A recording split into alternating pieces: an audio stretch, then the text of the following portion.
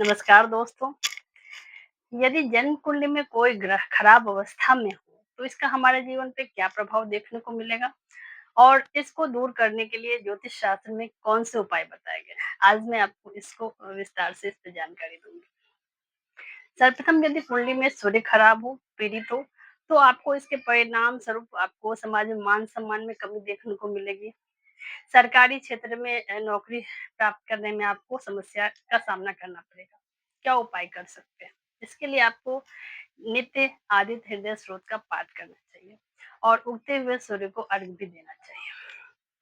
चंद्रमा यदि कुंडली में अशुभ अवस्था में हो, पीड़ित हो, शत्रु राशि से दृष्ट हो, युक्त हो, तो इसके परिणाम स्वरूप आपको मानसिक अवसाद, दुःख, निराशा का सामना करना पड़ेगा।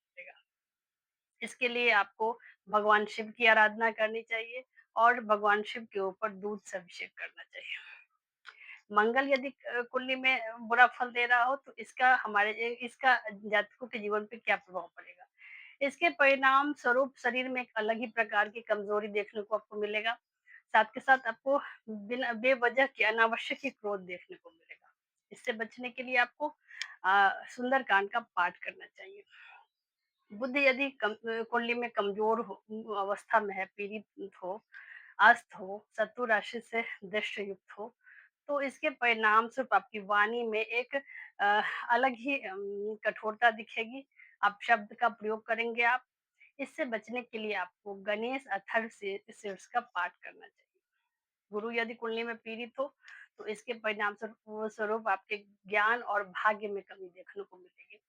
इसको ठीक करने के लिए आपको विष्णु सहस्त्रनाम का पाठ करना चाहिए। शुक्र यदि कुंडली में पीड़ित हो, तो सुखों का नाश होगा। महिलाओं के साथ गलत व्यवहार करेंगे। इससे बचने के लिए आपको रोजाना श्री सूक्त का पाठ करना चाहिए। शनि यदि कुंडली में पीड़ित हो, कमजोर अवस्था में हो, तो इसके परिणाम स्वरूप आप कर्मविहीन हो जाएंगे, मांस मंदिरा का सेवन करने लगेंगे, बुरी लोगों से संगत आपको अच्छी लगने लगेगी। इससे बचने के लिए आपको नित्य ही शनि चालीसा या दशरथ कृत चालीसा स्रोत का पाठ करना आपके लिए लाभकारी है। राहु यदि कुंडली में अशुभ प्रभाव दे रहा हो, तो इसके परिणाम स्वरूप जातक को के बुद्धि में एक बुद्धि भ्रमित रहेगी। धूम्रपान की लत लग जाएगी ऐसे जातकों को।